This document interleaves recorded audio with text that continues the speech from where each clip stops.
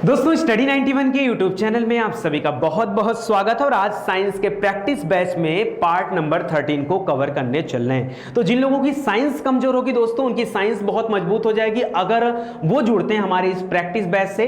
याद रखें, practice batch में दो अलग अलग विषय लेकर चले जा रहे हैं। एक में हम लोग जीके जीएस की प्रैक्टिस करते हैं ताकि history, geography, polity, economics, environment कहीं से कुछ भी क्वेश्चन आए तो हम लोगों की तैयारी अच्छी रहे। और एक चीज और याद रखेंगे, यहां पर मैं नए प्रश्नों को लेकर के चल रहा हूं ताकि आपको ज्यादा से ज्यादा फायदा हो पाए। देखो आपकी स्क्रीन पर एक नया प्रश्न दिख रहा होगा कि इस उपकरण का उपयोग मानचित्र पर दूरी मापने के लिए किया जाता है। आप जरा उत्तर बताइए। शायद आप में से बहुत कम बच्चे ऐसे होंगे जो इस पहले क्वेश्चन का जवाब दे पाएंगे। ठीक है, प्लानोमीटर, क्रोनोमीटर, माइक्रोमीटर या फिर ओपिसोमीटर। दोस्तों यहां पर मेरा टारगेट एक और होता है कि आपको सिर्फ उत्तर बता देने से क्या उत्तर आपको याद हो जाएगा? अगर मैं बता दूं इस प्रश्न का उत्तर क्या है तो क्या आपको उत्तर याद हो जाएगा? नहीं, मुझे कुछ ना कुछ तरीका बताना पड़ेगा कि एग्जाम टाइम में आपको ये प्रश्न अगर ना भी याद हो तो याद आ जाए। ऐसा कैसे हो पाएगा? मैं जब आपको कोई छोटी ट्रिक दूंगा। जैसे याद रखें, यहां लिख रहा है किस उपकरण का उपयोग किसके लिए किया जाता है? मानचित्र पर दूरी मापने के लिए। अच्छा, मानचित्र पर होता क्या है? आप कहेंगे सर मानचित्र पर ढेर सारे देश होते हैं। ठीक है, और सभी देश दोस्तों आपस में जुड़े हुए हैं। ठीक है, तो सभी देश क्या हुए हैं? ये आपस में जुड़े हुए हैं। बस लिख लीजिए, आपस में जुड़े हैं। जुड़े हैं मतलब क्या है? आपस में टच में है। तो आपस में मतलब ऑपिसोमीटर। क्या हो गया? आपस में मतलब ऑपिसोमीटर। अगर आप हमारी इस बात को याद रखेंगे तो शायद परीक्षा में आपको क्लिक कर देगा, और नहीं भी याद रखेंगे तो भी परीक्षा में आपको याद आ जाएगा ये पॉइंट। ठीक है, ऑपिसोमीटर आपका यहां पे राइट आंसर हो जाएगा। तो इस तरह करके मैं कोशिश करूंगा कि आपको ज्यादा से ज्यादा प्रश्न आपके तैयार हो जाएं। तो साइंस में जो कोई कमजोर होगा वो आज से तेज हो जाएगा। अगर लगातार आप इस वीडियो को देख रहे होंगे तब तो यार कोई टेंशन ही नहीं है। ठीक है, वैसे सीरीज शाम को 5 बजे आती, बट आज मैं अपने घर चला गया था और घर से आने में मुझे लेट हो गया। ठीक है, इसकी वजह से सीरीज आज मैं रात के 9 बजे दे रहा हूं। ठीक है, चलिए कोई बात नहीं, थोड़ा सा आगे पीछे होता, थोड़ा सा मैनेज करिए। और मैं आपको पहले ही बता चुका हूं कि मेरे पास थोड़ा सा टाइम कम रहता है इस वजह से, क्योंकि बाकी के समय मैं आपके लिए कार्य करता हूं। ठीक है, और वहां से टाइम कम निकल पाता है, इस वजह से थोड़ी सी जो बैचेस हैं वो थोड़ा आगे पीछे चल रही हैं। और बिलीव करिए अगले 2-3 दिनों में आपके लिए बहुत अच्छे अच्छे प्लान तैयार किए गए हैं और शायद तब आपको और भी ज्यादा मजा आने लगे। जिन लोगों ने अभी तक एप्लीकेशन नहीं इंस्टॉल किया है उन लोगों का बहुत नुकसान है, क्योंकि YouTube के भरोसे आपको क्लास जो है या तो नोटिफिकेशन नहीं मिल पाता है या तो क्लास की शेड्यूलिंग नहीं पता चल पाती है। लेकिन अगर आप जुड़ते हैं हमारे प्ले स्टोर से डाउनलोड करके एप्लीकेशन से, तो उसके माध्यम से जुड़ेंगे तो आपकी तैयारी और भी अच्छी हो पाएगी, क्योंकि यहां पर अलग से नोटिफिकेशन आपको दिया जाता है। चलो एक प्रश्न दे रहा है दोस्तों, 18 कैरेट में शुद्ध सोना पाया जाता है। वैसे आपको पता होगा दोस्तों, यहां पर देखिए कई सारे प्रश्न आते हैं। जैसे सोने की शुद्धता को कैसे मापते हैं? तो हम लोग पढ़ते हैं कैरेटोमीटर में। कैसे मापते हैं? कैरेटोमीटर में। एक प्रश्न तो परीक्षा में यह पूछा जाता है। दूसरा प्रश्न पूछा जाता है कि सोने को किस में मापते हैं? तो याद रखिए सोने को मापा जाता है कैरेट में, उसी कैरेट से बना है कैरेटोमीटर। ठीक है, कैरेट में मापा जाता है। अच्छा, शुद्ध सोने को कितना का कहा जाता है? तो 24 कैरेट के सोने को शुद्ध सोना माना जाता है। 24 कैरेट, कैरेट करिएगा, 24 कैरेट के सोने को क्या माना जाता है? शुद्ध सोना माना जाता है। यह भी इंपॉर्टेंट है। और इसके अलावा जो अभी हमसे पूछ रहा है कि 18 कैरेट में क्या होगा। अच्छा एक बात बताओ दोस्तों, अगर मैं आपसे कहूं 18 कैरेट की बात कर रहा है, मान लीजिए यहां पे 100% आपके पास कोई सामान है और उसमें 18 कैरेट पता करना और टोटल होता है 24 कैरेट। ठीक है, तो एक बात बताओ, अगर मैं इसको यहां पे आंसर निकालूं 6 त्रिक 18, 6 चौक 24, यानी 300 डिवाइड बाई 4। ठीक है, 300 में 4 से भाग दो, 4 पंजे 20, 4 चक 24, 4 सत्ते 28, 2 बच गया, 4 पंजे 20। ठीक है, यानी आ गया 75, यानी 75% जो शुद्धता होगी वो होगी 18 कैरेट के सोने में। क्या इसमें से कठिन पूछ दिया? ऐसा क्या पूछ दिया गया यहां पर जो आपको नहीं समझ में आया? आप बताओ, ऐसा क्या आपसे कह दिया गया? तो बड़ा आसान होता निकालना।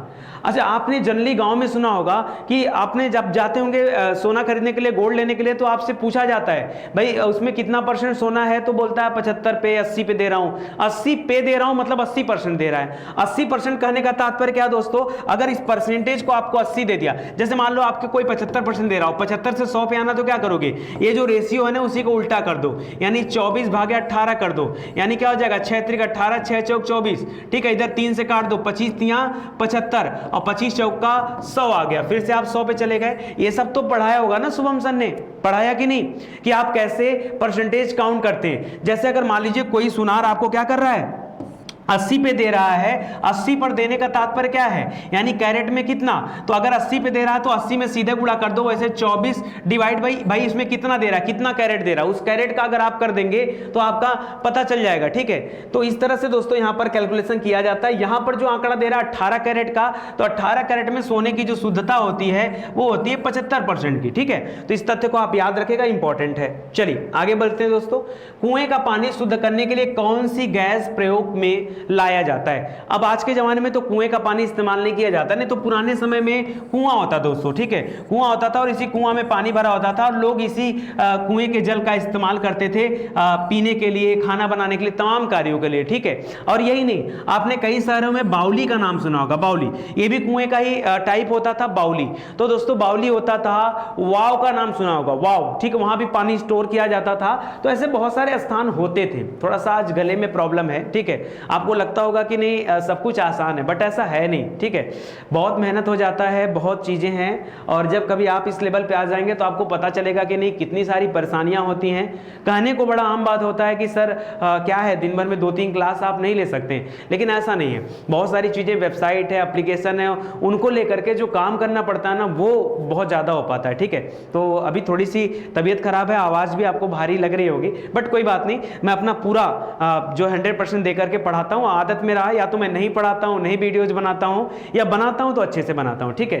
तो इस तरह के जो भी जगह होते हैं जहां पे पानी को स्टोर किया जाता है, तो दोस्तों पानी को शुद्ध करने के लिए वहां पर क्लोरीन की गोलियों का इस्तेमाल किया जाता है, ठीक है। किसकी? क्लोरीन। तो दोस्तों आप वैसे भी जानते होंगे क्लोरीन का इस्तेमाल होता है। या आपको एक प्रश्न पूछ करके देखिए, मैं आपको क्या समझाना चाहता हूं, मैं आपको एक कर रहा हूं कि आज मैं आपको कुआं पढ़ा दूं, कल आपसे बावली पूछ देगा, परसों आपसे वाव पूछ देगा, उसके अगले दिन आपसे मान लीजिए पूछ दिया, आपने शहरों में बड़ी बड़ी टंकी देखा होगा इस तरह से, हाँ, बड़ी बड़ी टंकी। दोस्तों उस टंकी में भी तो पानी भरा रहता है, उसको साफ करने के लिए क्या किया जाता है, इसी क्लोरीन का इस्तेमाल किया जाता है। आपसे पूछ दिया कहीं पर स्विमिंग पूल है, स्विमिंग पूल के पानी को साफ करने के लिए किसका इस्तेमाल करते हैं, बोलो।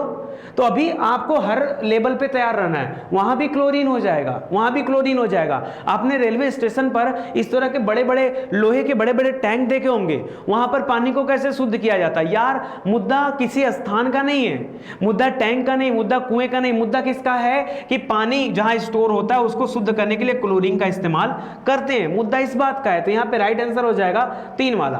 कह रहा सोने के साथ कौन सी धातु मिलाई जाती है। एक बात और बताओ दोस्तों, सोने के साथ किसी चीज को मिलाने की जरूरत क्यों पड़ी?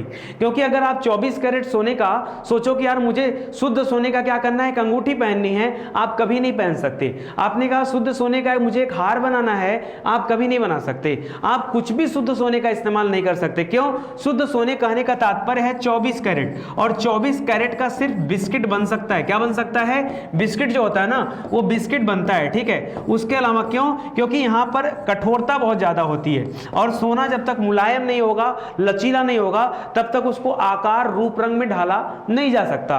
तो ऐसे में शुद्ध सोने का कुछ नहीं किया जा सकता। तो उसमें लचीला बनाने के लिए यहां पर सोने की मात्रा में कमी की जाती है। तो बाकी उसमें कौन सी धातु मिलाई जाती है? चांदी मिलाया जाता है, तांबा, लोहा, जस्ता, क्या मिलाया जाता है? तो याद रखें दोस्तों, सोने को तांबा के साथ मिलाया जाता है, ठीक है। इसमें तांबे का यूज करते हैं, तो तांबा आपका राइट आंसर हो जाएगा, ठीक है। पीतल इनकी मिश्र धातु है। दोस्तों पीतल किसकी मिश्र धातु होती है? आप सभी के घर में पीतल होगा, तो पीतल किसकी मिश्र धातु होती है? लिख रहा है तांबा और टीन का, तांबा और जस्ता का, जस्ता और लोहा का, या तांबा और लोहा का। तो याद रखें दोस्तों, पीतल, त से तांबा, त से जस्ता, ठीक है, तस्ता। तो याद रखेगा, त शुरू में, त लास्ट में, इसको पकड़िएगा, ठीक है। ये तांबा और जस्ता जो हो जाएगा, ये आपका राइट आंसर हो जाएगा। याद रखें, पीतल में तांबा और जस्ता होता है। पीतल में तांबा की मात्रा ज्यादा होता है, लगभग 60 से 62%, वहीं जस्ता की मात्रा लगभग 38 से 40% तक होता है। और पीतल का प्रयोग बर्तन बनाने में, मूर्ति बनाने में, मंदिरों के घंट वगैरह बनाने में, इन सब चीजों में किया जाता है। प्रकाश रासायनिक धूमकोहरे में हमेशा होता है। प्रकाश रासायनिक धूमकोहरे में हमेशा होता है एल्युमिनियम आयन, मेथेन, ओजोन, या फिर फास्फोरस। चलिए जल्दी से बताइए दोस्तों, ये थोड़ा सा अपने आप में हटके प्रश्न है, जल्दी से बताइए। देखिए कमेंट करिए, ये साइंस की प्रैक्टिस बैच है और प्रैक्टिस बैच आपको हर एग्जाम के लिए तैयार करती है। ऐसा नहीं कि किसी पर्टिकुलर एग्जाम को टारगेट यहां पे किया जा रहा है। दोस्तों सभी एग्जाम में साइंस के प्रश्न आते हैं और ये सभी लेवल के प्रश्न हैं, ये सब छोटे स्टैंडर्ड के प्रश्न नहीं है, ये सब एक लेवल के प्रश्न। आप आइए और देखिए, आपको समझ में आएगा, ठीक है। तो प्रकाश रासायनिक धूमकोहरे में हमेशा क्या होता है, यहां पर ओजोन पाया जाता है। क्या होता है? ओजोन। ओजोन को दोस्तों O3 भी कहा जाता है। वैसे तो ओजोन के बारे में पढ़े कि ओजोन परत जो है दोस्तों, ये किससे याद रखिए, पराबैंगनी किरणें जिसे हम अल्ट्रावायलेट रेज कहते हैं, जो सूर्य के प्रकाश की किरणों के साथ आता है उसको रोकने का कार्य करती है ये ओजोन परत, ठीक है। ओजोन परत, इसको याद रखेगा, इंपॉर्टेंट है। और ये ओजोन परत है कहां पर? तो ये है समताप मंडल में। कहां पर है? समताप मंडल में। समताप मंडल को क्या बोलते हैं? स्ट्रेटोस्फीयर बोलते हैं। क्या बोलते हैं? स्ट्रेटोस्फीयर। कभी कभी इंग्लिश नाम भी दे देता है, तो आपको याद रखना पड़ेगा, समताप मंडल या फिर स्ट्रेटोस्फीयर आपका राइट आंसर हो जाएगा। चलो आगे बढ़ते हैं। यही था ना उत्तर, एक बार चेक कर लो, सही है, गलत नहीं है, ठीक है। चलो आगे बढ़ते हैं। गैस एजेंसियों द्वारा सिलेंडरों में भरकर दी जाने वाली कुकिंग गैस होती है।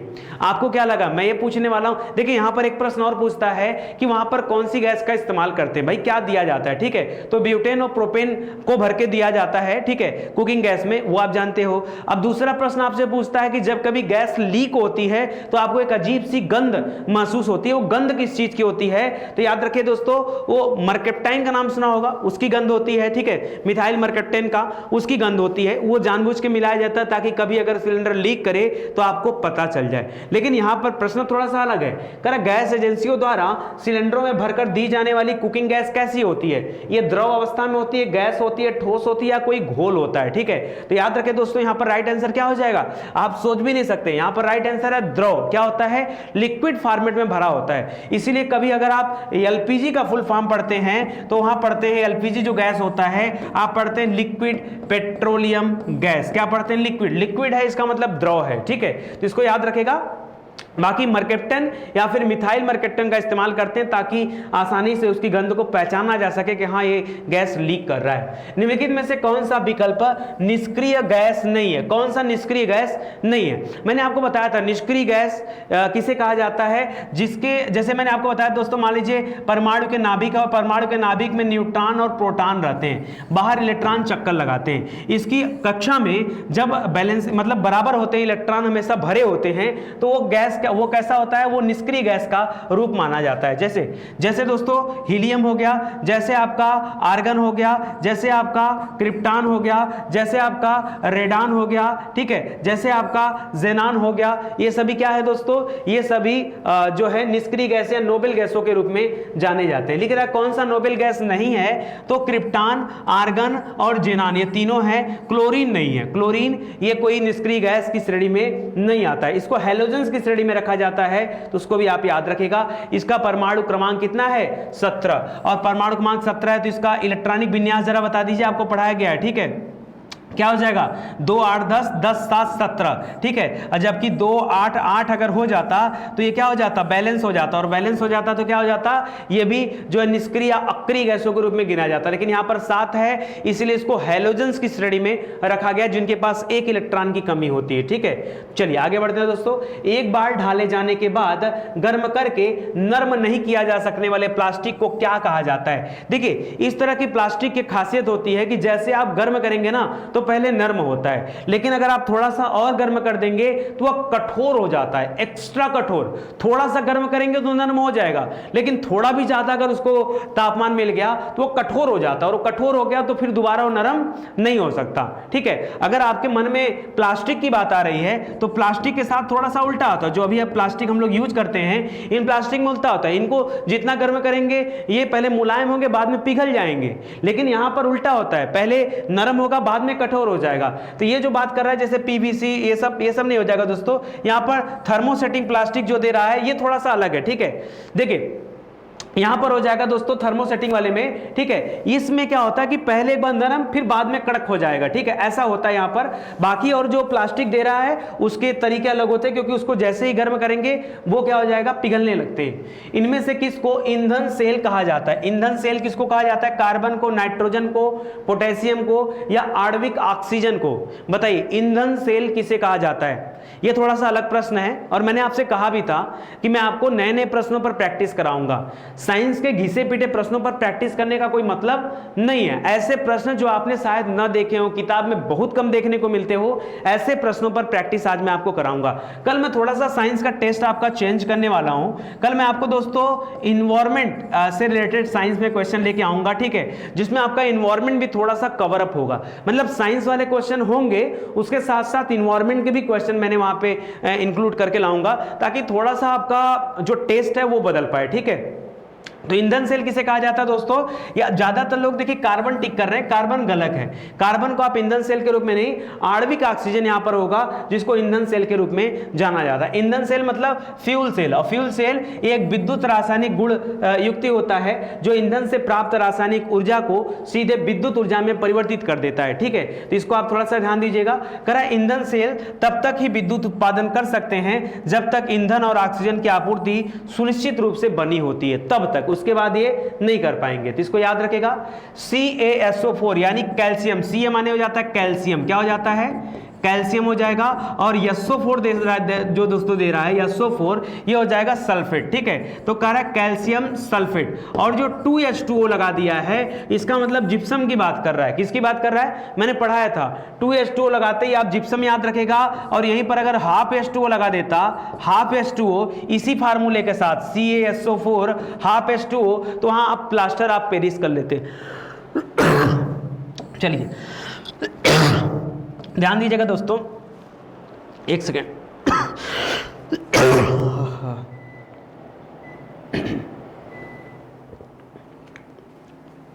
ठीक है,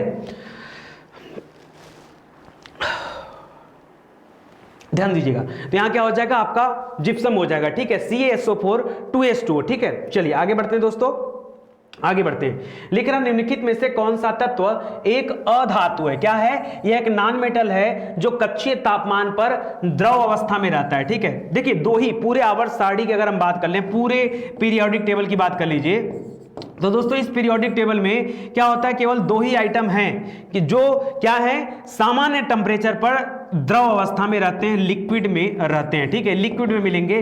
उसमें से दो कौन कौन है? एक तो आपने पारा का नाम सुना होगा, दूसरा नाम सुना होगा, नहीं सुना होगा, ब्रोमीन का, ठीक है। तो पारा और ब्रोमीन याद रखेगा, ये दो हैं। आपसे पूछा क्या है? कक्षीय तापमान पर ना, तो गड़बड़ कर रहा है यार। दोनों ही सामान्य तापमान पर क्या रहते हैं? यहां पर याद रखेगा, दोनों सामान्य तापमान पर द्रव अवस्था में रहते हैं। देखते हैं क्या उत्तर यहां पर ले रहा है। ब्रोमीन ले रहा है ना, ठीक है, गलत है। क्यों गलत है दोस्तों? क्योंकि कक्षीय तापमान पर दोनों, अच्छा, सॉरी, देखिए दोनों तो द्रव में रहता है, लेकिन एक पॉइंट यहां पे लगाया है ना, अधातु। अरे यार पारा धातु होता है, ये तो पारा धातु होता है। पारा क्या होता है? ये अधातु नहीं, पारा धातु होता है। सॉरी, देखिए मैंने, मेरा ध्यान इस पे था कि वो लिक्विड फॉर्मेट में यही केवल दो है, इसके अलावा कोई तीसरा नहीं है।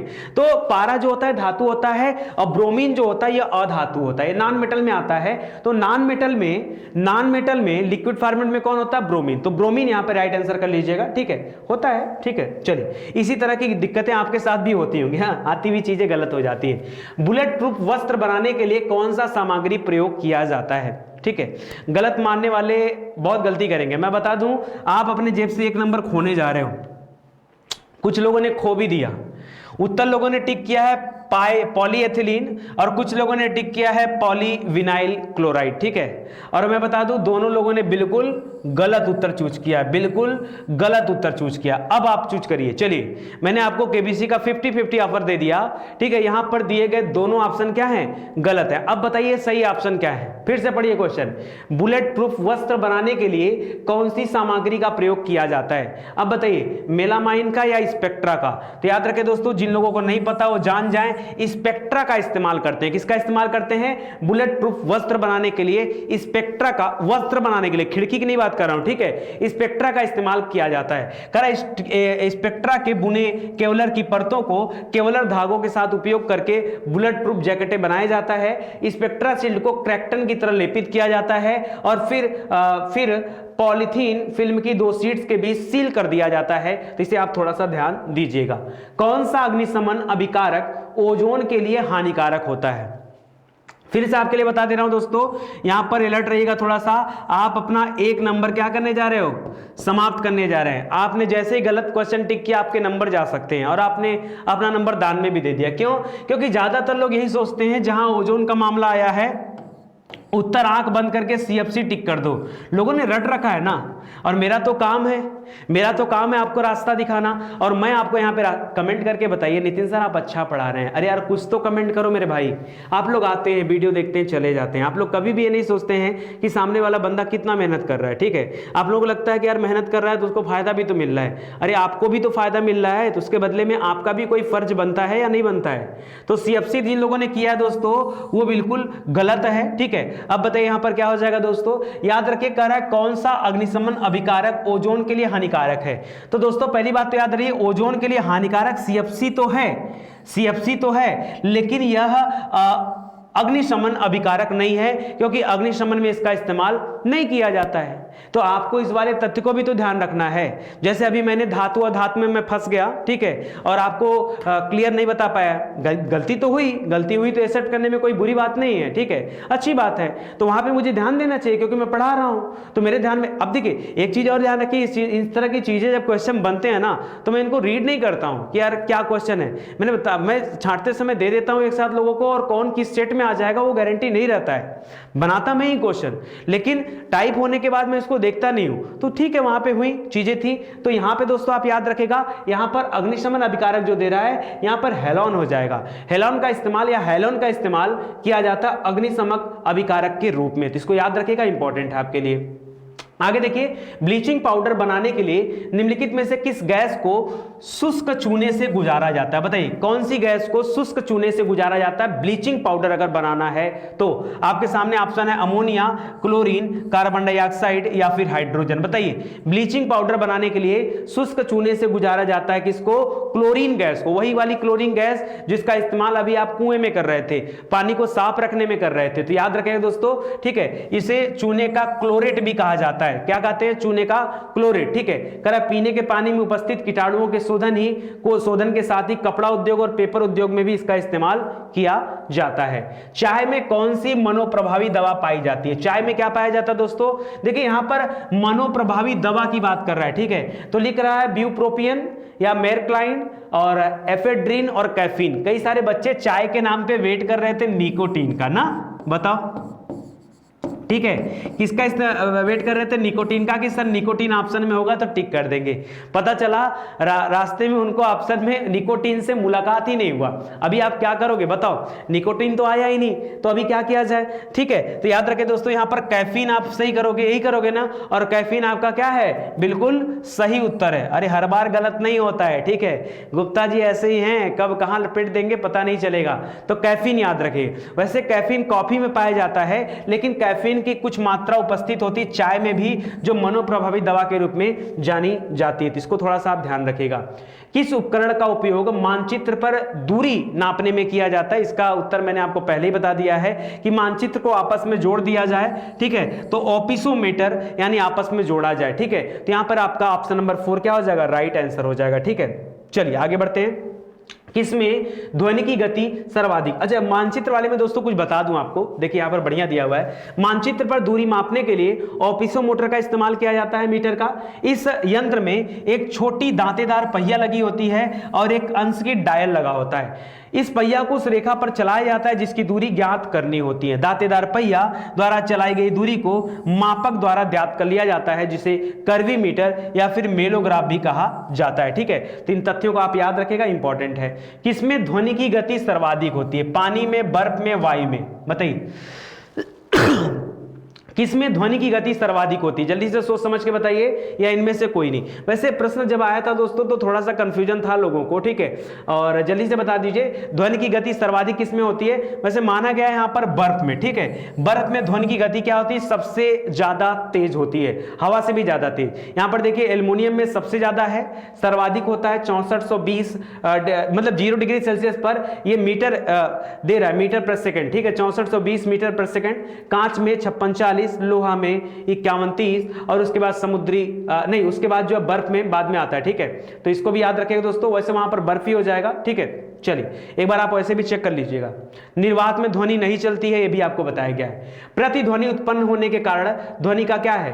प्रतिध्वनि क्या होता है दोस्तों? जैसे आप जोर जोर से चिल्ला रहे हैं और आवाजें जा रही हैं और टकरा करके वापस आ जा रही हैं, यही तो प्रतिध्वनि होता है। तो प्रतिध्वनि मतलब आवाज का या ध्वनि का क्या हो रहा है? परावर्तन हो रहा है। परावर्तन मतलब आवाज जा रही है और टकरा करके वापस आ जा रही है, यही तो परावर्तन है। तो यहां पर परावर्तन आपका क्या हो जाएगा? राइट आंसर हो जाएगा। परमाणु के नाभिक के अंदर कौन सा कण होता है? मैंने पहले बताया परमाणु के नाभिक के अंदर न्यूट्रॉन और प्रोटॉन होते हैं। क्या होते हैं? न्यूट्रॉन और प्रोटॉन। और जो इलेक्ट्रॉन होते हैं दोस्तों वो बाहर चक्कर लगाते हैं, अंदर पॉजिटिव वाले होते हैं, बाहर निगेटिव वाले होते हैं। तो यहां पे कह सकते हैं कि प्रोटॉन और न्यूट्रॉन। अच्छा, अलग अलग खोज भी किसने किया? इलेक्ट्रॉन की खोज किया था जे टॉमसन ने, न्यूट्रॉन की प्रोटॉन की खोज किया था किसने? रदरफोर्ड ने, और न्यूट्रॉन की खोज किया था, दो लोगों का नाम आता है, गोल्डस्टीन का नाम आता है और चैडविक का नाम आता है, ठीक है। तो उसको भी याद रखिएगा।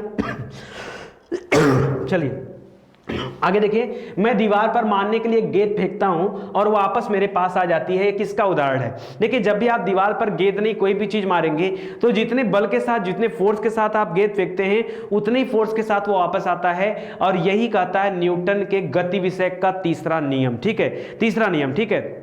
तो याद रखिएगा दोस्तों, तीसरे नियम को हम लोग आपस में आम बोलचाल की भाषा में क्या बोलते हैं? ठीक है, बताइए जल्दी से, तीसरा नियम को क्या बोलते हैं? जैसे जितना तेज फेंका उतनी तेज वापस आ गया ना, तो ये तृतीय नियम का उदाहरण है, ठीक है। तो इसको याद रखिएगा, इंपॉर्टेंट है। क्रिया प्रतिक्रिया का नियम इसको कहा जाता है, ठीक है, तीसरे नियम को। न्यूटन ने कुल 3 नियम दिया था, उसमें तीसरा नियम है, ठीक है। इसके अनुसार कर लीजिएगा, ये थोड़ा सा गलत है। इसके अनुसार प्रत्येक क्रिया के बराबर परंतु विपरीत दिशा में प्रतिक्रिया होती है। जैसे अगर बंदूक से गोली निकलती है तो जितनी स्पीड में गोली आगे जाती है उतना ही तेज झटका हमें पीछे भी महसूस होता है, ठीक है। तो इस तरह की उदाहरण भी आपसे परीक्षा में पूछे जाते हैं। ऊर्जा से भरपूर प्रकाश के लिए एलईडी तक वर्तमान तकनीकी है। एलईडी का विस्तार रूप क्या है? एलईडी का फुल फॉर्म आपसे पूछ रहा है, क्या पूछ रहा है? एलईडी का फुल फॉर्म। तो एल माने होता है लाइट, ई माने होता है एमिटिंग, और डी माने होता है डायोड। तो फुल फॉर्म हो जाता है लाइट एमिटिंग डायोड। क्या हो जाएगा? लाइट, लेजर नहीं, 3 नहीं, लाइट हो जाएगा लाइट एमिटिंग डायोड, यानी यहां पर ऑप्शन नंबर सी हो जाएगा, ठीक है। इसी तरह दोस्तों कभी कभी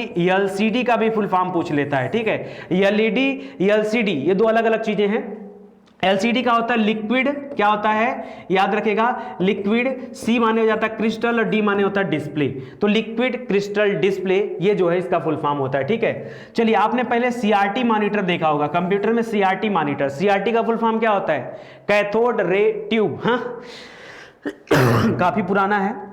आगे बढ़ते हैं। रेफ्रिजरेटर में कौन सा द्रव, कौन सा गैस द्रव का उपयोग किया जाता है? ठीक है, रेफ्रिजरेटर में किसका इस्तेमाल किया जाता है?